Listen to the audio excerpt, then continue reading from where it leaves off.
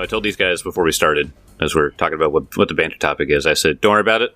I got a weird soapbox to go on. And I do. I can't wait. It's, so I am the kind of person that, when I listen to music, I listen to like a whole album at once. Okay. And the reason being is because to me, an album is supposed to be something that is supposed to be experienced together. Like they compose those songs, they put them in that order and all that kind of stuff. And I remember growing up, like we were like the generation of like iPods and stuff like that. Everybody started to have like MP3 players around our time. And I remember seeing people that just had like one song. They just had like this song by Jay-Z. They just had this song by The Game or this song by this person or that person. And I was like, there's a whole album attached to that one song, and you only got the one? And it always bothered me, and I don't know why. But like, am I crazy, or am I just? Is this just a? Yeah. Oh, damn Well, you're not still like that pure, right? Like that made sense back then. But no, wait, what? Okay, it must be me and Jake on the crazy then. Okay, I'm going to rattle off a couple albums that cannot be listened to out of sequence. Crater Lake by Addy. Kel, you know that one, and you know for a fact it cannot be listened to out of sequence or just pieces parts. There is The People We Became by No Big Deal, his latest album. It's just any Indie Tribe album. And turn on any Indie Tribe album, you try to listen to that thing out of order, and it's like, wait, what is this tag on the end of the song? What is, And it just doesn't make any sense. Right. So there's a piece of this that I like is that when they do the composing for these songs, and they will tie one song into the next. Mm-hmm. And that, to me, is a very interesting experience because you can listen to a whole album straight like that. I remember that, like, Linkin Park did it. I remember that, like, a bunch of the, like, you know, rock and metal bands that I used to listen to, they kind of did that stuff, and all the EDM, you know, artists and everything would do that. But there's something here that I don't know if many people have experienced, and that is secret tracks on the end of a CD. Oh. Have you guys experienced this? I remember them. Yeah. Oh, yeah. Yeah. Vaguely. Yeah. There's two that come to mind, in particular. Okay. Slipknot had one. I think it was Volume 3 was the album. Okay. And there was a song on, there was the very end, the very last song. It was a good song. But then, like, the track continued in silence for like 12 minutes. And then all of a sudden, the hardest fucking song on the whole album was right there. And it was just like, you would never know. You would never know if you didn't sit down and listen to it. I remember those days. Yeah. I remember secret tracks on CDs. Yeah. The world is full of so much mystery, and Google didn't exist. That and this might be controversial, but 30 Seconds to Mars also had one like that on one of their albums. And it was one of those things that, like, maybe because I rode the bus and I was, like, the first kid to be picked up, I had a lot of time to listen to this music. And I think just that, like, that giving me that time to, like, experience this stuff, and then I, like, see people that just, like, listen to, like, one song at a time, and I'm just like, what? You're missing out. Yeah, another artist that really composes our album, DPR Ian, so good. I think for me the reason why it makes sense that I do that is whenever I'm doing like coding a certain application or something, I will just listen to the same album over and over and over again. What's kind of funny is whenever I like go back to that code base, I have to listen to that album again because there's like a little relationship there.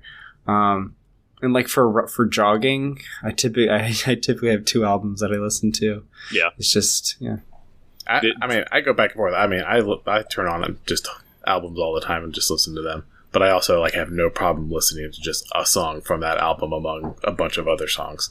Yeah, that's how I am.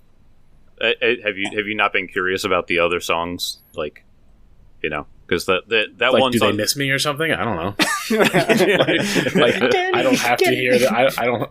I don't have to listen to, like, you know, the whole album to enjoy it. Like, to enjoy it. Like, that's just what I'm saying. But I'll also probably enjoy it more if I do just listen to the album. But that's just, you know, I'm with I don't Kelly always on do that.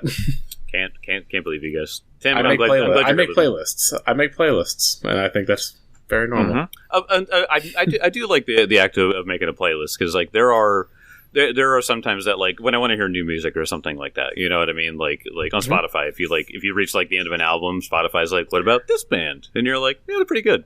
You know, they do try to do that. I mean, other than when I'm just like throwing on my playlists, I don't re-listen to a lot of old music anymore. I constantly look for new music, and that's kind of my cycle I'm in. I just, leverage the algorithm and just let it feed me bands that I want to listen to now. Yeah. That's kind of what I've gotten into, and I listen to like their whole albums. I'll be obsessed about an album for like a month, and then I'll find more music, and then they just kind of become part of my playlist. I just absorb them in the blob. Every year I'll go through this like thing where I'll just go through all of my old iTunes store songs around my library, just listen to all the old bangers. Just like this one nonstop run through my iTunes library. That's sick. That's kind of A cool. to Z. Dude, you forget how good some of these old bands were. Oh yeah. I mean, there are plenty of bands that like I go back to and listen to, and I also one of the things that I like doing is like when I find a new band, like lately I've been listening to a band called Silent Planet, named after, by the way, Out of the Silent Planet by C.S. Lewis. Their latest album is fucking brutal. It's really good. It's really well produced and stuff like that. And so because I really like that one, I've been going through their discography, and just like hearing how a band is sort of like evolved and stuff like that, and just hearing how an artist has sort of grown into their music, is really cool. Even if you don't like their older stuff, even if their newer stuff just hits way better or whatever, it's kind of cool to be like, oh wow, they started off kind of like this band, and then they sort of found their voice. I always like doing that. I love watching bands change over time. Yeah, there's a band I listen to a lot now recently called Bayside, and they're kind of like hardcore rock, somewhat punkish, but not really. And their old stuff, because I found like their new stuff first. And it was like really heavy and really and what I was into it at the time. And then I went back and listened to like their music from like the 20-aughts, and it was just like pretty generic like rock punk. And I was like, I don't need to listen to this. Good for them. They're better now. yeah, exactly. Yeah, they have a much better sound now. Yeah. I always get kind of annoyed whenever like a band like grows and evolves, and then there's people that are always like, "Oh, the new stuff sucks." And I'm like, dude, they found like their thing. Like, if you go back to like Bring Me the Horizon, they were a pretty good band back in the day. They were, heavy metalcore or whatever. But now they've like integrated certain EDM and pop and stuff like that, and they have such a unique sound. And I'm like, you listen to them back then, yeah, you could listen to them, but you listen to them now, they're unmistakable who they are. Yeah. I mean, one of my favorite bands growing up was Radiohead, and they changed their sound like every 3 years. Every album. Yeah. Oh my god, yeah. It was actually funny, because I primarily just go pick from different singles and stuff like that. Like back in the day, like I had maybe, a couple CDs and stuff, but primarily I benefited off people just giving me music. Yeah. And so my discographies were just like sporadic. Like my iTunes, when I actually used it, was just singles and just everything else. So I never was too big into listening, to the whole album. But one band I remember getting into younger was the band Ministry. And the funniest thing about Ministry is if you ever listen to them in the 80s and listen to them now, it is so vastly different. They went from like this synth pop and stuff like that, typical 80s kind of like every band doing that, and now they're like industrial punk. Like they went and just modified into the scene of rebelling against the government. It's just great. But honestly, with going back to Jake's point of like with certain albums, I would say the only type of albums that I've listened to the whole way through, because I felt like it actually adds to it, is some classical albums. And one of the ones that actually comes to mind immediately was Vivaldi, because he's a fantastic composer. But The Four Seasons is probably one of his famous albums, but the way you listen through that is that each segment is a season, and it just blends seamlessly into the next one, and you're just kind of like listening to it, and it tries to invoke the feelings of spring, summer, fall, and winter, and it's just like you can listen, of course, and out of order, doesn't matter, but it does feel better to listen to it like in one solid take. Yeah. See, I now apply that to all the other stuff you listen to. Now, I have a hilarious memory about the Four Seasons, and it goes back to like early iPod days, when iPods were first a thing, or like actually, or MP3 players, whatever. My like friends at school would brag about who has the longest song on their iPod. I know. Yeah, I had the Four Seasons, and it was like 48 minutes long, and I won. You could also just say like, I mean, if you weren't counting that, you would just be like, you know what, Dream Theater song, changing up the seasons, 24 minute for one song. Just any prog album. Well, I had to get Four Seasons on there to beat those songs. Yeah, it probably took up 25% of the memory on your iPod too. Oh yeah, yeah. My 2 gig iPod Nano or whatever. Unless you had that brick that came out first. And I know. No, my first was the iPod Mini. No.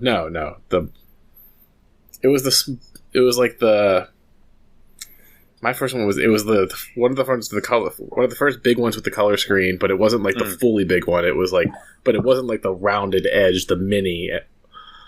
So I can't remember which that one was called. Was it like iPod 2 or something? iPod Slim or maybe Slim maybe. I know which one you're talking about because I think that's the one I had as well, and it was like, first. Cool. It was really annoying because everyone else is like, yeah, I could play like 100,000 songs, and I'm like, yeah, I could. Feel like maybe a couple hundred, if that. Yes. Oh man, iPods. What a time. Yeah. Well, I can't wait to hear all the people that can hear the great quality on their iPod when they listen to this episode. We are broadcasting into the past for today's episode, so it's gonna be a fun one. Buy stocks in Apple. Buy stocks in GameStop. Buy stocks in Apple right now. It still pisses me off every time my dad talks about like, well, yeah, when I first got started in the computer industry, Apple stock was $5 a stock. You're just like, shut up, Dad. And he did what? What did he do? Yeah, bought a house for his family. What a loser. Lame. So we had a pretty fun episode last time. A little shopping, little fun stuff. So I want to dive into some. While last episode was a shopping, I want this one to be sort of a role play thing, because you guys did spend time doing your shopping. But let's talk about what you're doing in Cantargo, money aside. You guys have helped out the Bellflower Network. They're routing out any more of the Scarlet Triad that still exists, so they're sort of working there. You have a lot of connections now. You severely helped out, or will be helping out, Halika Shadeborn. Is there anyone else that you guys want to go talk to? Is there anything else that you guys want to do? Most likely, I think after the whole situation, he finally got his shopping done. Didn't get what he really wanted, but cloak and boots are nice. Mm-hmm. New boots, goofing. He actually, Elkwood wants to talk to Lady Decor. I'm so glad you said that. She's a fascinating woman. She is a fascinating woman. She's also hot. So, at some point, you go out for the evening,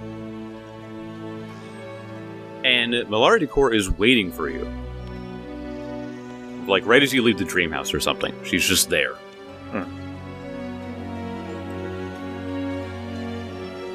So, he approaches. Goes, hello, Lady Decor. How are you this evening? You undress for the occasion. Oh, am I? And just kind of twirls slightly with his new cloak. Yes, seems the night for it. We are to go out on an evening out together. Come, let us find a more appropriate outfit. We have a long night ahead of us. Lead the way. We, the viewers, see the differences in dress between the two of you. Elk in his ranger outfit and whatever. What is he wearing right now? Most likely what he usually wears. I mean, I think it's cool. But she has other opinions. I know. I mean, with his 10 charisma, he's like, yeah, this is fine. I wore this in Milwaukee, but it's Keeps me nice and warm. Yeah, really. But the leather, I think he still just wears the leather. It was the draconic. It was that leather armor. The leather armor, yeah. Yeah, and which I had the motif and stuff, so I think it looks pretty cool. Yeah. But right now he's wearing like the dark green cloak and the boots and stuff like that. I mean, of course he got it. Yeah, tailored to him, but it's definitely like adventuring gear. It's not. Yeah, it's the ranger outfit. It's what of course he wears. Yeah. So with all that you have and all the stitches that you have had to keep making in your clothes to like keep it together, it's seen some age. It's seen some stuff. The wounds of your adventure show in what you wear, and that's clearly what she's talking about here. Because while you're wearing that, Malari is wearing a very elven outfit.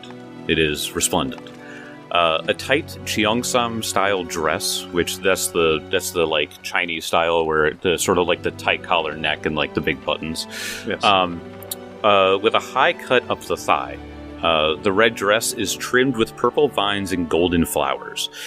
She is an image of elegance and power, the juxtaposition of Elkwood in every way as you stroll down the street together. You both arrive at a place called Lunar Couture Boutique. The silvery moon glows on the front of the shop, making it stand out from the rest of the cityscape backdrop. As you two approach the front door, an associate opens it, allowing Malari to stroll through without hesitation. You follow closely behind and hear the door lock as two designers begin speaking with her. Lady Decor, it is always such a pleasure to serve you. This is such a lovely gown. What will we be pairing with it today? A third associate comes out with a small jewelry chest, open to reveal a lavish set of earrings and a matching necklace. I am well outfitted this evening, Malari cuts in. My companion is your subject. Oh, a million apologies, Lady Decor. We wrongly assumed he was just muscle, and he is just that. But this evening he will be more. Give him the latest, and make sure we match. Without question, they begin sizing you up and fetching all the pieces of the attire for your night out. Eventually, they find something that fits properly, and they begin cinching everything to make sure that it's nice and slim. And they put you in a deep red blazer with buttons down the side of the chest as opposed to the center, so it sort of has like that military look to it, you know? Ooh, yeah. I like that. Okay. It's a very refined look. Mm-hmm. The trim is gold with a leaf pattern tracing every edge of the jacket. As you leave the boutique and walk down the street, you begin walking into the Jarvis End district of Kintargo. You know this place to be just east of the Castle District and is the city's arts and entertainment center, with theaters, dance halls, casinos, and restaurants. You can hear music from taverns and the oohs and ahs of brilliant spectacles all around you. Street performers doing their best to get into the hottest clubs and most prestigious productions. However, you walk past all of these with Lady Decor and go straight to the Kintargo Opera House. Oh boy. Hey, his society is fine, alright? He has skills in it, he understands it. Yeah, barely. The Kintargo Opera House. The enormous theater in Jarvis End has long been the heart of Kintargo's robust art scene. Temporarily closed by House Thrune during Barzilai's rule, the theater is now reopened and busier than ever, with performances nearly every night. Tonight, the sign out front says Victory of the Ravens, with an illustration of a silver raven fighting what appears to be the devil of some kind. And for all of our Marylanders, there's a few confused Baltimore football fans that are just like, it said raisins. Robe with purple and white camo all over it. Yeah, We're exactly. we're not a bright fan base. But we're passionate. We're passionate, goddammit. As you walk up with Malari, you are handed a program where on the back it says, "Join us for for a marvelous retelling of the victory over fear, oppression, devilry, and evil itself. Let us inspire you this evening with the dramatic reenactment of Barzilai's defeat and the end of his tyrannical reign. No more will he or his spirit remain in the city." Clearly, this is bolstered by what you all did behind the scenes. Please enjoy snacks and beverages before the show and during the intermission. Beer is $9. Wait, was that? That tracks. Gold? Was that copper? 9 copper? It's a single gold piece for a beer. My God, it must be a good beer. And it's like a Michelob. I'm like, Yeah. It's fine. It's fine. Is this just a White Claw? What the heck? It's a lukewarm Miller Lite. It's a Truly, actually. Yeah, it's a Truly. Just like $9. Goddamn. As the crowd filters in, you and Lady Decor are led up the stairs by ushers to a balcony seat overlooking the entire crowd. You and her are entirely alone. Some of the other patrons are looking up at you and whispering amongst themselves. It's clear they care a whole lot about Malari's personal life, while it's also perfectly clear she has no concerns over who cares in the first place. Her stoicism in the face of what could cause others to overthink their entire situation is inspiring, to say the least. The show starts off with a dark and foreboding score, while lights deep in red slowly illuminate a crowd of people on center stage. A person dressed in a devil costume is swung down from the rafters behind the crowd, cackling loudly. A single figure in the crowd reaches his hand up toward the devilish being, and a platform raises him into the air above the rest. He reaches his finger out to touch the outstretched hand of the devil. When their hands touch, a wave of blood and fire washes over the crowd, who die one by one while begging for their lives. It's some of the best acting you've ever seen. I was gonna say, like, whew.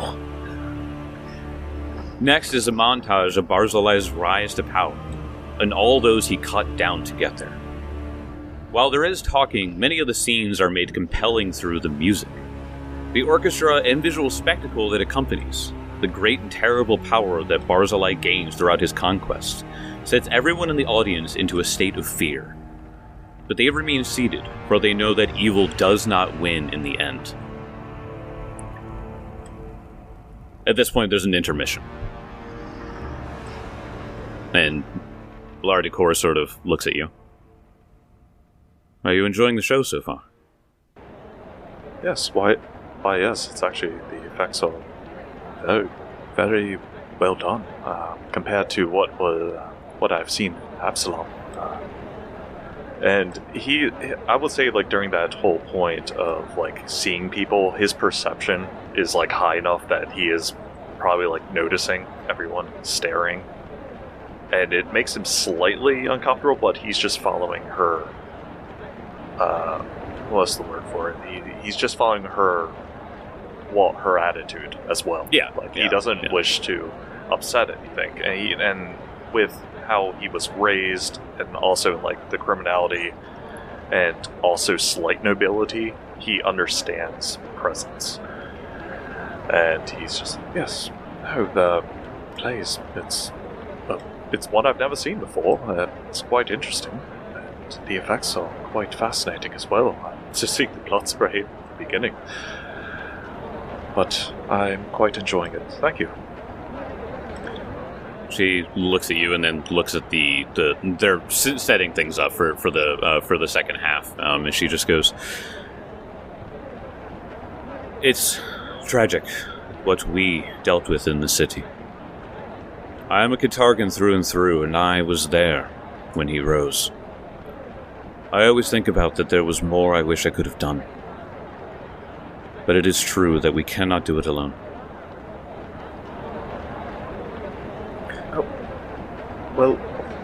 course. To be honest, I don't know too much regarding this city, but from everything that I've heard, it's the acts of devastation against the people. You did what you could. I know. Eventually the lights dim and the second half of the show starts. The second half details the heroics of a mysterious group known as the Silver Ravens. They start off in a modest state as perhaps normal people that stepped up when they were needed, or maybe they were affected by Barzillai directly. After all, he left no speck of perceived resistance to live in his rise to power. The rebellion against Barzillai was one filled with trial and strife, but everyone knows that the strength and drive of goodness succeeded. Eventually, the show comes to a climax. We see the heroes of the story striking down cultish, devilish creatures, a blue dragon, and finally, the battle against Barzillai himself. Aerial acrobatics and bombastic illusion spells fill the entire stage and even spill into the audience for what would be considered like a 4D experience today. Yeah, except for like the water thing that sprays your feet at random times, you know? I mean, if only. If only it was like this. During the final battle in this scene, one of the Silver Ravens appears to be struck down by Barzillai. What's interesting is that this appears to take Malari by surprise, as you can hear her, and as you can hear with your keen elf ears. She sucks in her breath in shock, so she kind of does a. However, she remains with her composure, regardless.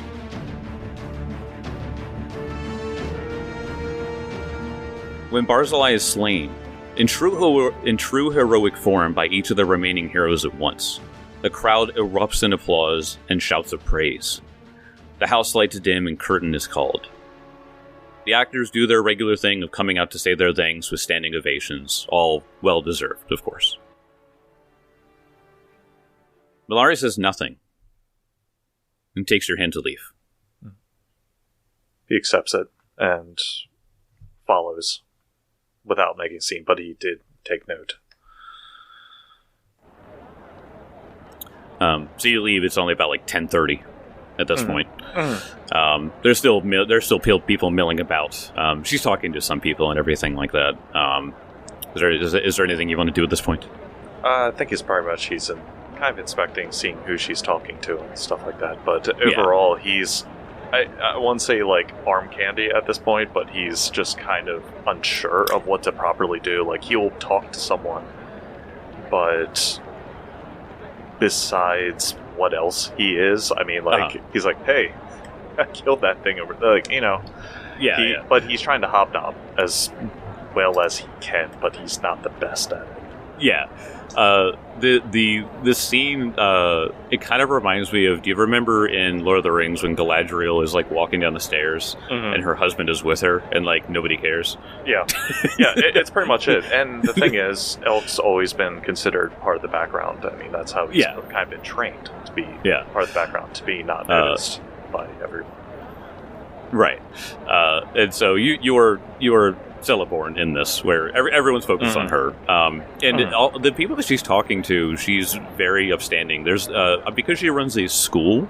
There's like parents that are coming up and are talking about, you know, how good their daughter is doing in all of her studies and all this kind of stuff. And she's very good with a sword. Have you seen her practice? And Malari just yes, I have.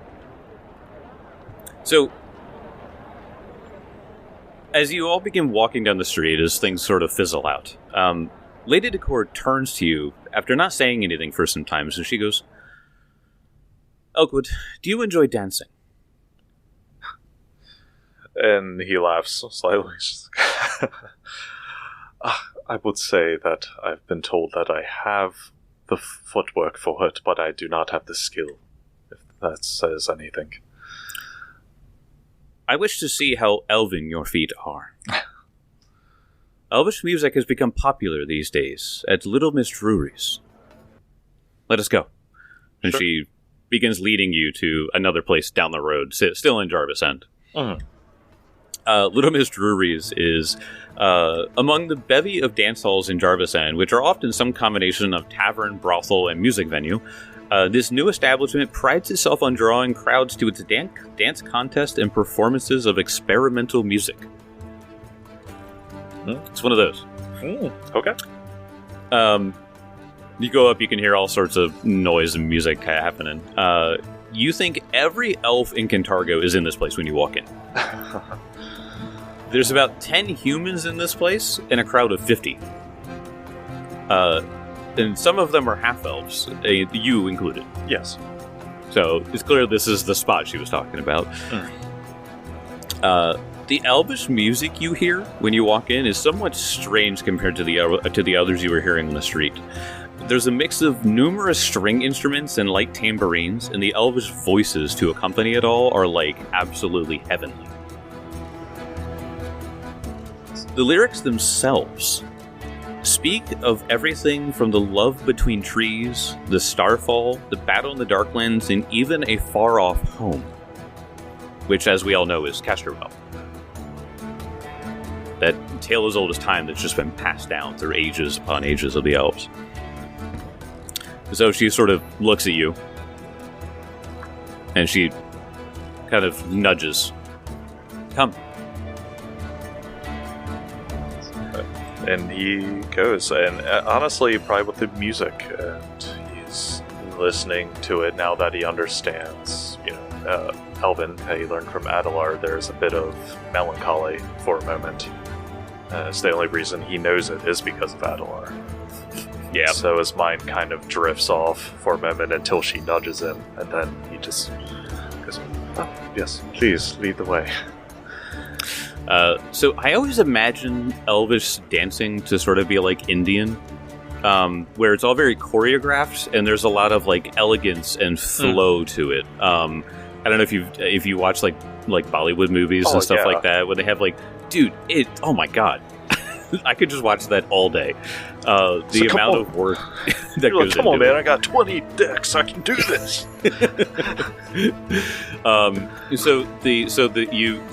There's a group that's doing one particular dance right now. So you can either do performance, which I'm sure you don't have. I do not have it. I have a +0. Okay, all right. Or you can do acrobatics, which is more of just getting the movements down, not necessarily doing them spectacularly or elegantly. So it's just knowing the steps and like how to do them. I'm doing acrobatics. Okay, do acrobatics. Okay. I was like, I got +22. Let's go. That is a 33. That is a 33. Okay, so she did her dance or her perform, obviously. So she's more elegant, but you did so well in the actual steps themselves that she is thoroughly impressed. So you don't have the flow of it, but boy, your footwork is perfect. Mm-hmm. Oh yeah, like he basically can match things, like step by step. Like he understands how to throw his feet and move. Like he can carry his weight. He can drift. Yeah. And like he knows what he to do. He just doesn't have that finesse, like that final. You're a technician. You don't have any flair. Yeah, there it is. There you go. I don't have the flair, but damn, I will try.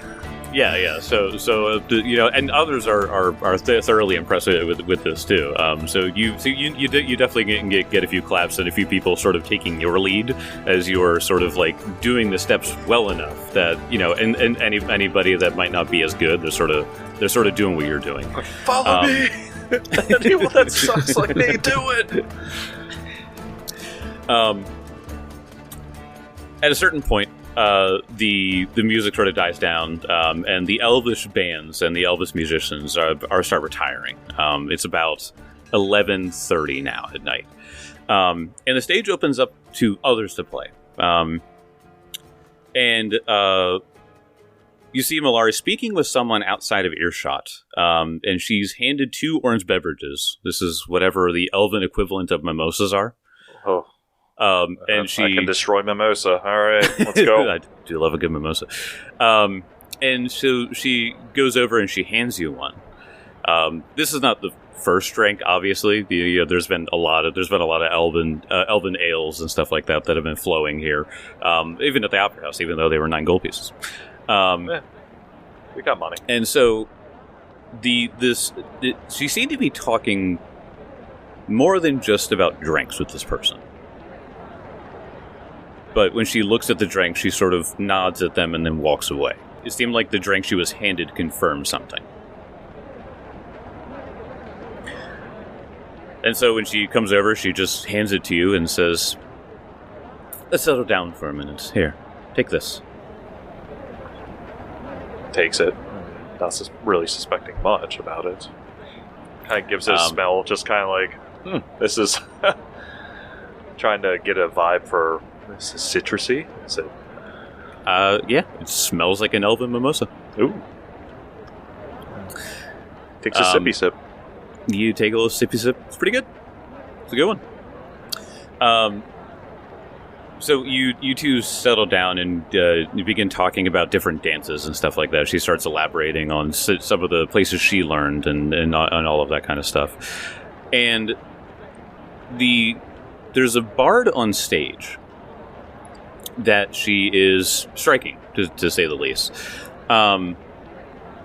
She has red hair down to her shoulders, and she has obviously bardic outfit, elegant and flashy and stuff like that. She's really tall too. And as she begins singing a song, there's the song. The lyrics in the song seem to be talking about just like the battle between light and dark and all this kind of stuff. It's an epic tale. It's an epic tale of sorts. And as they're describing the characters in the story, all of a sudden you recognize that one of the characters has something of a black cloak. This song is about Benson. His attention kind of focuses a bit more on the song now. Like, kind of like if they were like reclining, like the type of seating I would assume in a place like this would be more of a booth, kind of like one of those side booths and stuff. And they were just kind of casually listening. But as soon as it kind of mentions more about it, just kind of his eyes, kind of like he tilts his head slightly and listens. And she clearly picks up on this and she goes, "Do you know this song?" No, I've never heard of it before, but the subject of it seems very familiar. Oh, I've heard this song before. I've seen her play. Play? Yes, she's quite good. And, so any further thing regarding the song, it's just about... Is it about Benson himself or the cloak? It seems to be about him. It's some sort of trial or some sort of fight that he was in. It's obviously overdone because she's a bard. Yeah. But, yeah, this song is about him. That's so cool. I'm like, is it like starting at Breach Hill or is it pre-Breach Hill? That's what I want to know. That's why he's like listening. He's like, Pre-Breach Hill. Sounds like Benson, but he's not 10 feet tall and cuts to the hills in half. I mean, that might track. Back when he was level 1, he was... The song comes and goes, and not an eye is blinked at this thing that you just realized. He just kind of laughs a little bit about it. Like, this song keeps going. Like, oh, wow, I wonder if he knows about this. Oh, I'll have to tell him. Do you have the name of this bard? Or the play itself? She looks over at the chalkboard that's like, behind the bar or something like that, or like in the front. And yeah, Poppy is her name. Oh. He will document that.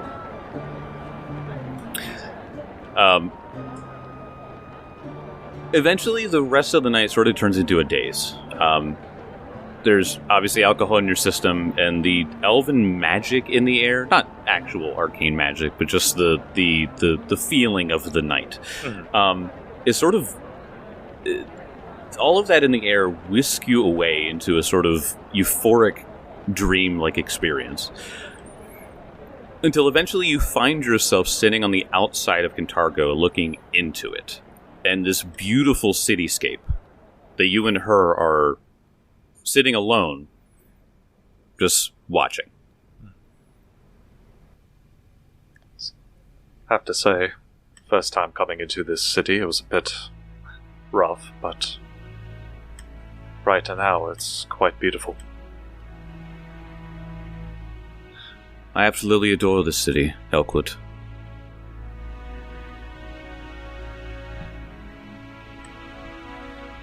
You know, oh, sorry. No, it's my fault. This was a strange night for me as well. I'm sure you saw that people were staring at us. I don't usually go out to things, nor with a man in my arm. Or at least someone that looks as rough as me. I tried my best. I heard the tailor. They like a challenge. But I do, but I think they did well. And she's looking at your... There's like one button unbuttoned on you. I mean, we were drinking. There was dancing. I did what I could. Yes, I know. And she kind of laughs. It's the first time you probably heard her laugh. And she goes, "This was fun, and this was a night for me to gain information. And this was also a night to test myself. Elkwood, do you know what it's like for us elves to bond our souls to someone that won't live nearly as long?"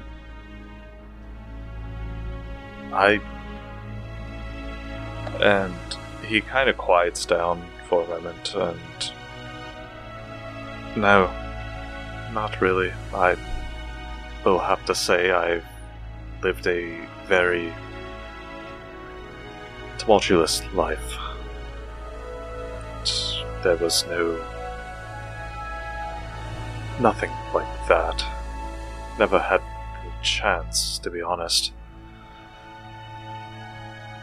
And he kind of like looks away because he's just kind of like he's thinking back to his previous like kind of life and how it was, and going into this it just felt so kind of pure and fun. He also knows that this is a mission, like we're supposed to be going out to a quarry. Yeah, but it's kind of like that he never got to experience a normal like growing up station, and it's kind of messed with him quite a bit. Yeah. And he's like kind of unconsciously or subconsciously kind of like picking at his finger slightly. And but yes, no, I've never really had that chance.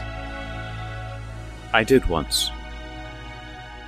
I fell desperately in love with a man. However, he passed in normal circumstances, and I haven't had the heart to do it again, to suffer in that way. I loved him so deeply and truly that I cut myself off from ever trying again, and this night gave me a piece of that, and I want to thank you for it. Well, my lady, I'm glad I was able to help, or at least assist in something like this. I also learned many things tonight. Lacuna Effects conveys information in various ways. We can teach you, if you would like. I feel as though you would be an asset to us and our cause. I learned one thing about you that I already suspected, but I know that you work for Mr. Grimm. And it's kind of as soon as she says it, he kind of grits his teeth slightly and kind of prepares, like he's kind of half expecting to get something shot into him or something at this point. Fear not, fear not. All that it confirmed for me was that you were raised in terrible circumstances. Mr. Grimm might have taught you how to kill, but he did not teach you how to live. And that is why we fight. That is why we do what we do. When you suffer as this city has, and she points to Kintargo, and you now knowing the trauma that they deal with, living is the greatest thing we can do. And protecting those is all that matters, so that they might live in a way that we did not have the affordance to do.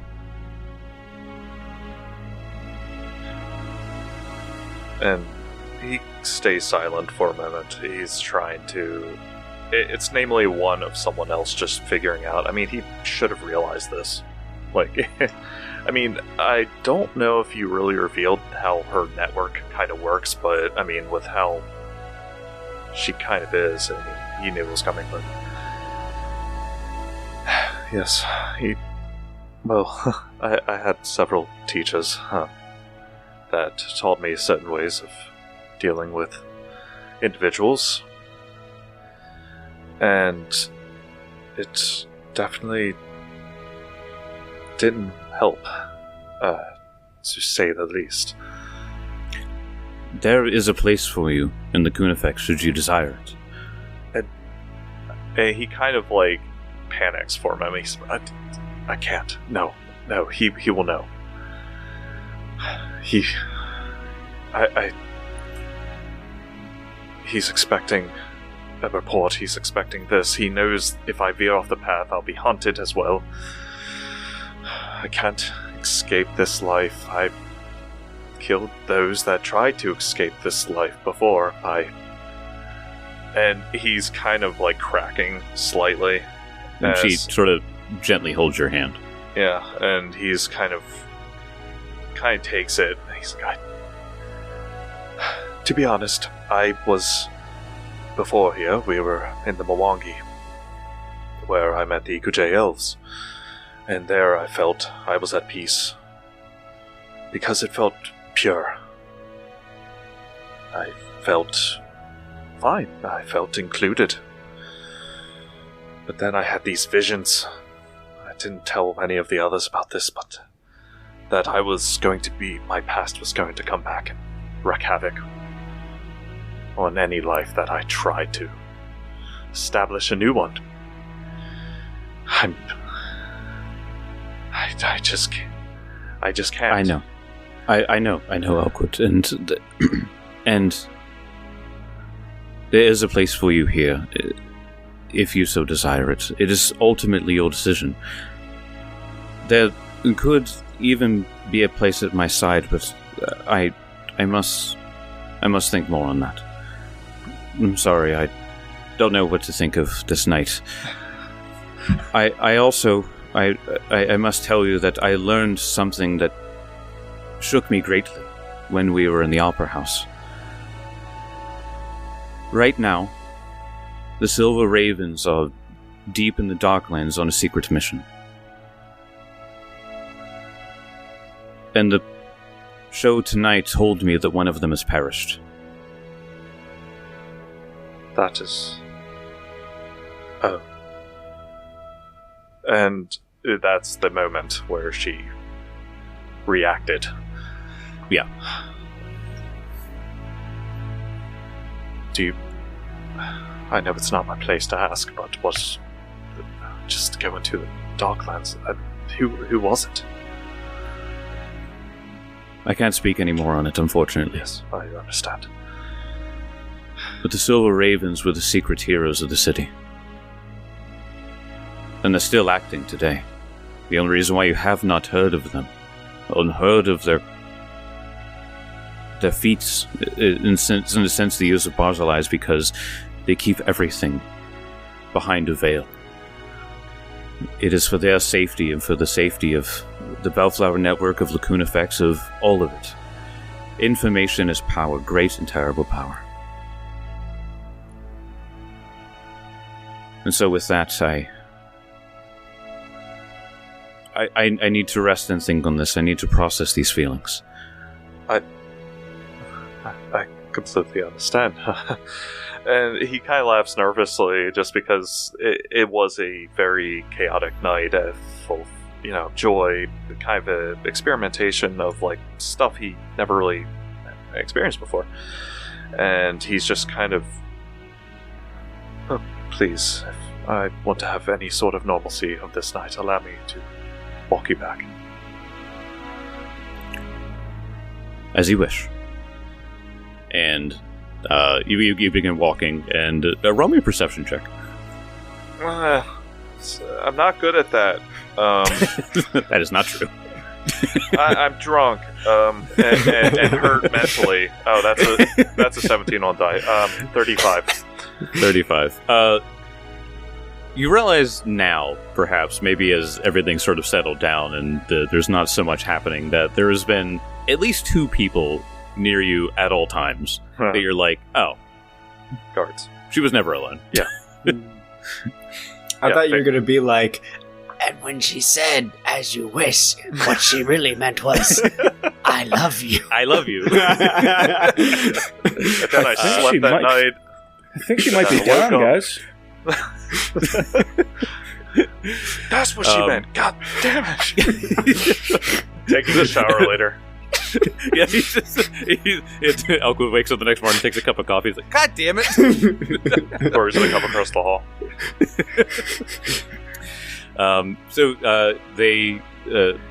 The 2 of you walk back. You go back to the school. You have a very elvish goodbye. Mm. By that I mean you don't touch. I was about to say, do you jazz hands? Do you wave? Yeah, right. Yeah, I would say like a very, I would say, using instead performance acrobatics to a bow. Like he's like if you played The Witcher 3 when they're trying to teach Geralt how to bow. Oh my god, that clip of Hannah and I playing is on Twitch, and it is some of the funniest things because you can make Geralt bow. You can make Geralt bow incorrectly, and each time they're just like, you idiot. It's so funny. The major domo was just like, please, just do it correctly. Please just do it correctly.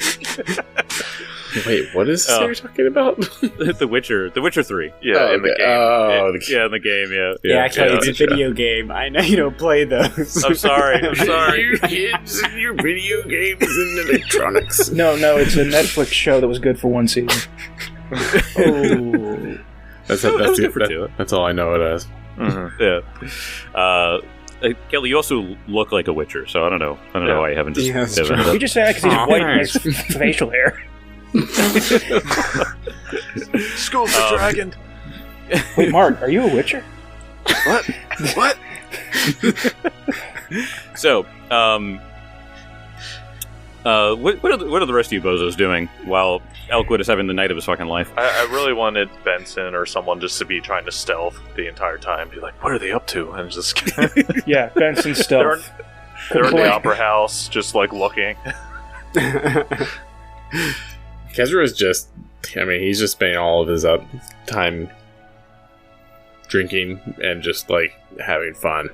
Telling people about how they slay the wizard and like just totally hamming it up. He's doing the superhero thing again. Like he doesn't give a shit.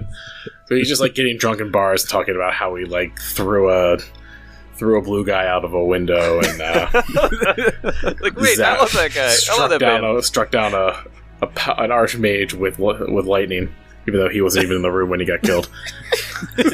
Oh man, without Adelar there, the real men. Kezra had to fill in the gaps where he wasn't part of the fight, so he inserted himself as right. dealing the death blow.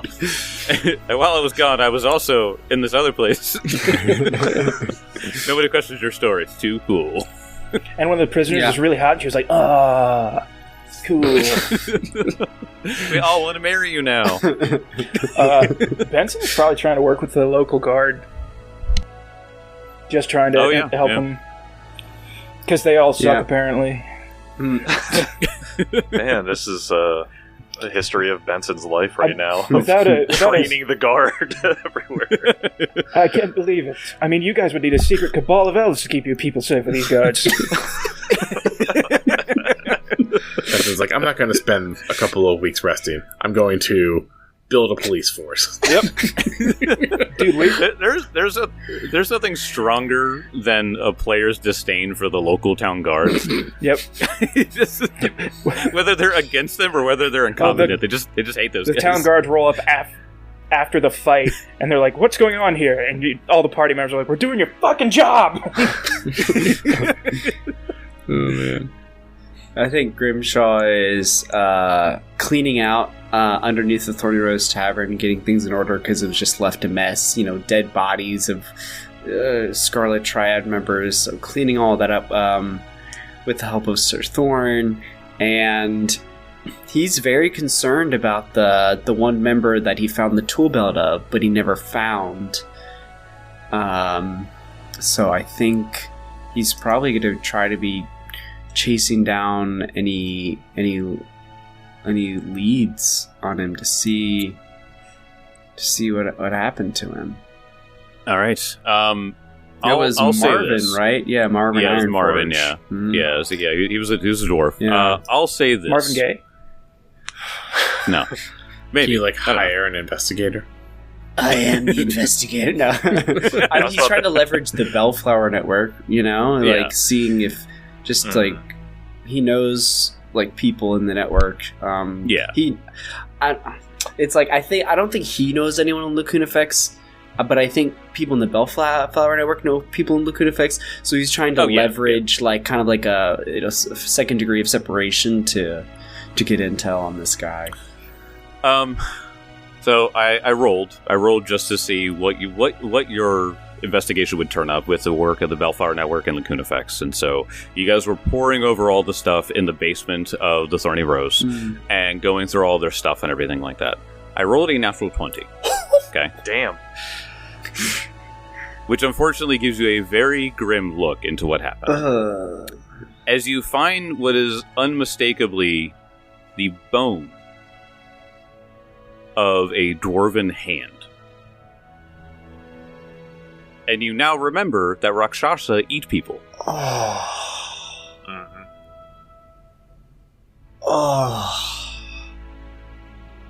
Yeah. And so it very grimly dawns on you what just happened. Yeah, so he's reaching out to his contacts. He's cleaning out underneath the secret base, and I can picture the moment that Grimshaw spots it. He's straightening up here, tidying up here, going through Malis's notes. He's got spell books, he's got textbooks. He's anything for a clue. And then when he's in that room, I think is when he spots something in the corner, and he's like, "Oh, what's that?" And then as he's examining it, he breaks down and just starts weeping for yet another thorn that has been broken.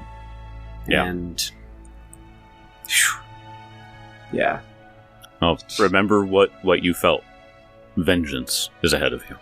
Vengeance. And this just solidifies it even more. Yeah. You can almost see as he's weeping in grief,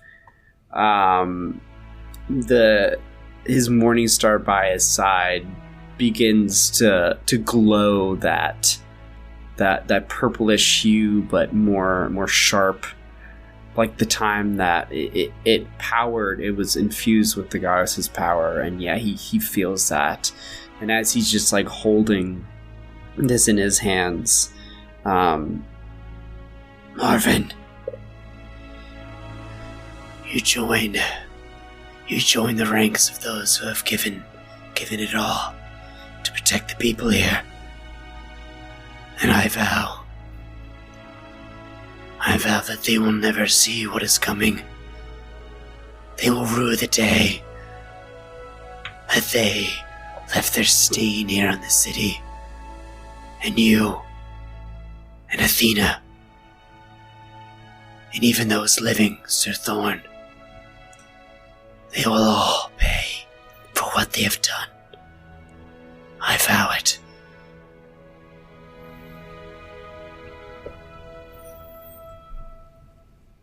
Yeah, Brutal. Grimshaw's rightly so broken up about this, but he knows the task ahead. He knows what he has to do. So, Kezra, in your escapades of talking about all the cool stuff that you did in the city and going to every bar, going to every place, spend a lot of nights drinking within this time as you're respecking and buying your stuff and everything like that. So we're here 3 days, I think, is what it was. Is that what we landed on? No, Yeah, we were 3 days. we were here longer. We're going to be here longer than 3 days. Okay, Yeah, yeah. respecking took a little bit of time. Yeah. I was thinking like 2 weeks. Oh, okay. That being said, 2 weeks is a lot. So, Kezra at night is doing his usual thing. You wake up in your bed one night, and you wake up because the room's spinning. We've all been there. I'm just happy I made it back to my bed.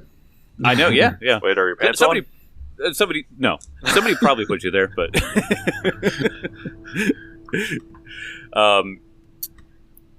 you wake up because you hear something rattling at your door. Not like the handle, but like the door itself. Yeah. Something gently tapping at his chamber door. Rap tap tapping at your chamber door. Because there's like, go away. And as you groan that out and you look, you see little Kezra is wriggling his way through the bottom of your bedroom door. Out. What the fuck? He like scrambles up. No pants. No. Lumbers his way through the room. He's like, hey, get back here. By the time you stand up to walk over, he has already squeezed through and is on the other side. Alright, he opens up the door, fumbles around for the handle, tries to open it in the wrong direction. Then he like Naturally. in a mat, and then just mad like throws it and like slams against the wall when he finally opens it. Get back here! And I stumble out into the hallway. When you open the door, you see a little Kezra is slithering down the hallway and he weaves around the corner. He follows him. So, not many people know this, but snakes are much faster than one might think, and this is kind of a perfect demonstration of that, because, like, you're a person. You're 6 foot something or whatever, and you're like, yeah. And so, like, each time you round a corner in the Thorny Rose, you see a little Kezra, and he's, like, just rounding the next one. It's just like, ugh. God, Just damn kind of it. get your snake. Get back here, snake. This goes on for about a minute until you reach the crevice in the Crimson Briar's hideout. So, like, to go downstairs? Yeah, so you go downstairs. Oh, right. Yeah, so you have to go downstairs, but like you follow him downstairs, and then you follow him until you get to the crevice. Oh, jeez, okay. Your familiar begins descending the sharp stones that make up the walls of the drop into pure darkness. Okay. He's too tired to come up with any light. Just stares down into this, the crevice. Does Dream On start playing, and then does Kezra just leap into the dark pit?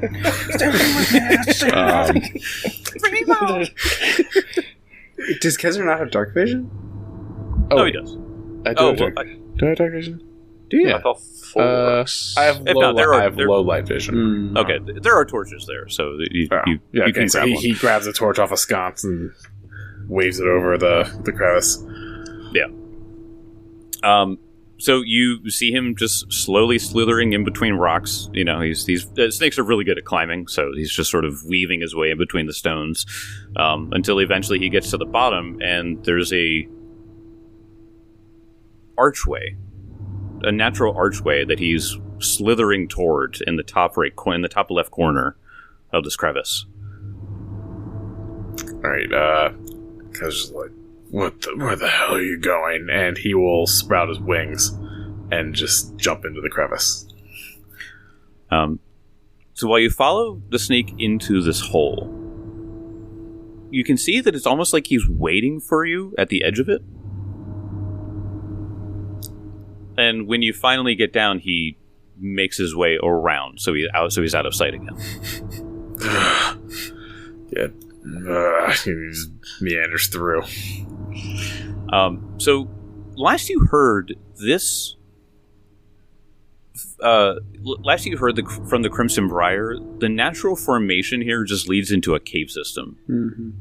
It has been explored, but was found too tight in some places to be explored further, and not nearly dangerous enough to actually be taken care of.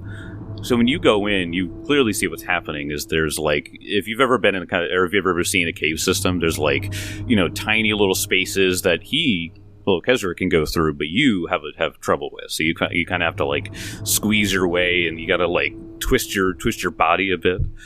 And so you follow little Kezra around rocking bends and through tight spaces for what seems like an hour. Jeez. Oh. Your hands, legs, and torso get cut up and bruised in pursuit. Each time you reach a point where your familiar could simply disappear, it patiently waits for you. Where are you taking me? Eventually you find a spot in which a purple glow can be seen spilling into natural corridors. So imagine you're like looking down a hallway, mm-hmm. and there's a room to the side and light spilling out of it, kind of like that. He'll continue through, squeezing. As you make your way to it, you see that the purple glow is coming from some kind of subterranean bioluminescent fungus. Pretty. The fungus illuminates a massive empty cavern, the walls of which are covered with craters of varying sizes. The only thing of note you see is a female figure bathed in shadow, standing in the center of the room. And you see little Kezra is quickly making his way toward her. Hey, you over there. What's going on? He starts to slowly proceed, just a little more cautious. As your snake approaches, she kneels down and picks him up very gently, allowing him to weave between her fingers and around her wrists. Seems very familiar. Well, pardon the pun.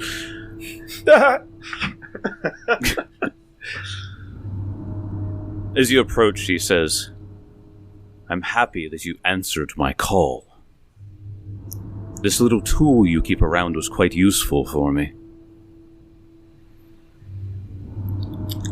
Oh, it's you. Yeah. Your little snake spies on me. So, as you think you know who it is, she takes her hood off, and it is not who you thought it was. Huh? He stops what he was about to say. He just stares, puzzled. Do I know you? You must be wondering why I've summoned you.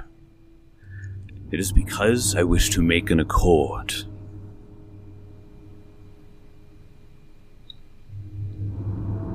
What do you want? It is simple. Leave her service and pledge your allegiance with me instead. Why should I do that?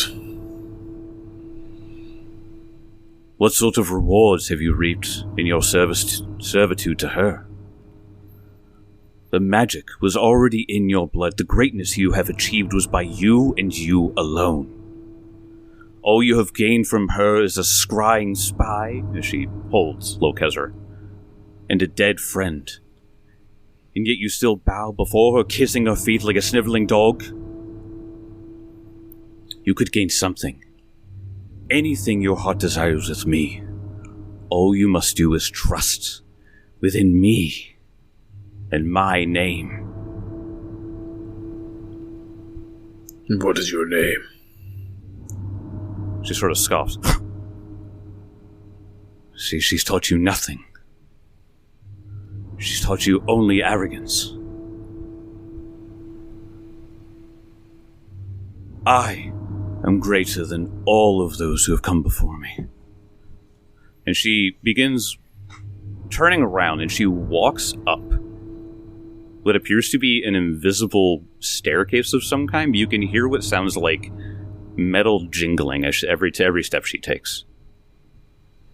When Barzillai employed me, I thought he would be great. But in fact, he was a fool too. He was a fool blinded by his own arrogance. But I have gained power far beyond what he could achieve. And here I stand. Revo's there. And the illusion drops. What you see before you is a room filled with gold and gems and treasures. And a woman that, as she spreads her cloak out, the cloak turns into wings. Draconic wings with a blue scale covering each and every inch. Holy shit. But a little different than the blue dragon you know. Because this blue dragon has red horns coming out of her head and a symbol of Asmodeus on her chest. Oh. Holy shit. Please roll me lore dragon. Yeah. I actually think I know what this is.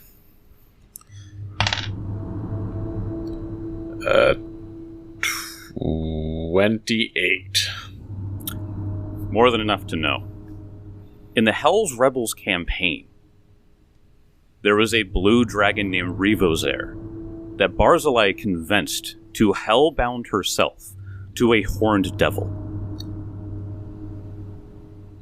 Everyone thought she died. Wow. It is clear she is not. You're supposed to be dead. Fools might think that, but I have only grown stronger. The one you pledged to will soon rue the day, and you and I can take her. If you only work with me. And what do you want? My goals are clear, but what do you want? If you pledge your service to me, I will give you a boon, all that I ask in return. For now, is to find the origin of the Scarlet Triad. I know what they've done in the city, but there is something missing from the history books of where they began.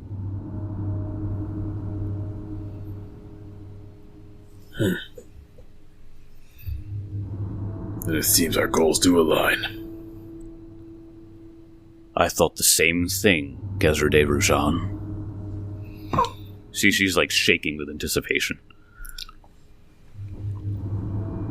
Kezra, with like a kind of a maniacal smile, looks to the snake. He goes, "So if I were to do this, what do I do with him?" He is useful for now. Allow her to use him. It will not raise suspicions if nothing is amiss. But my boon for now will aid you greatly in your trip to the quarry.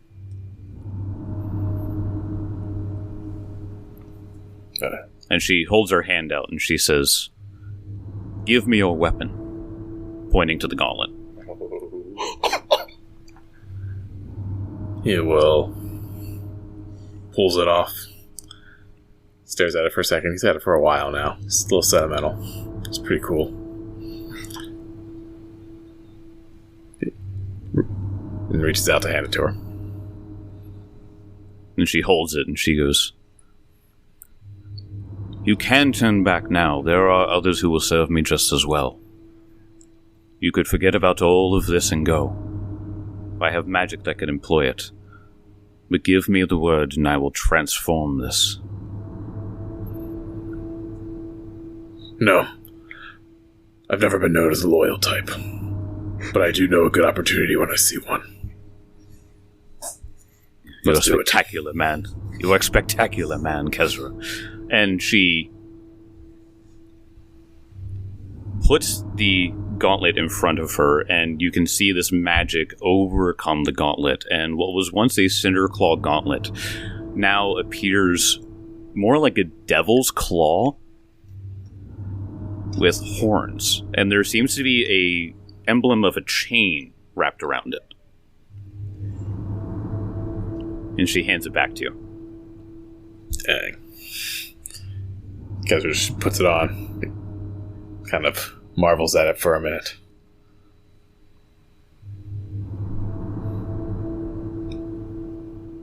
This is, looks nice. Do I know what it do I know what it does or how it's different?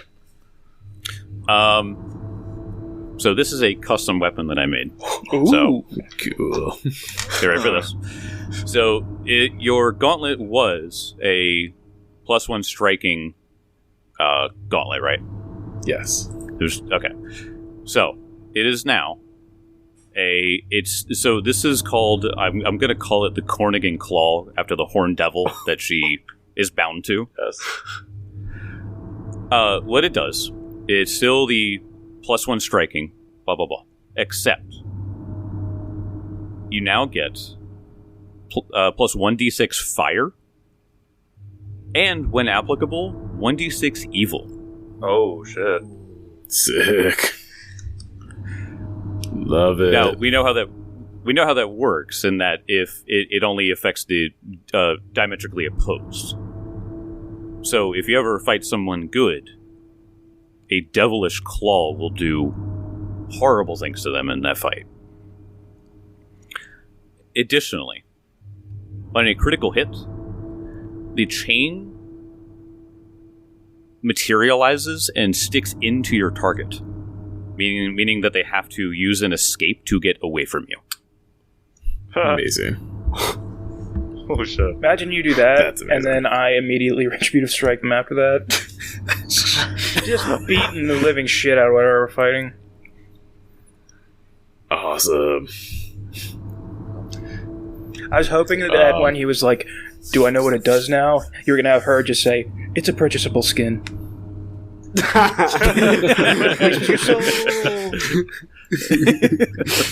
Wait, did you buy the expansion pack? No, what? Well, Kezra's mind lit up right away when he realized who she was, because what little piety he has, it is to Abadar because of Adalar. Yeah. And he knows a bit about Asmodeus as being kind of like a parallel to Abadar, but both both bound by law and order, and they're not they're allies. Those two guys, Abadar and it is Abadar is Asmodeus' only friend. Yeah, his only That's friend. the best part. So he sees this this symbol of Asmodeus and this dragon dedicated to him as almost like a sign, I've been sent help to get vengeance. And once again, we hear that word, vengeance. I'll see you guys next time. Oh, shit. Yeah. Oh, boy.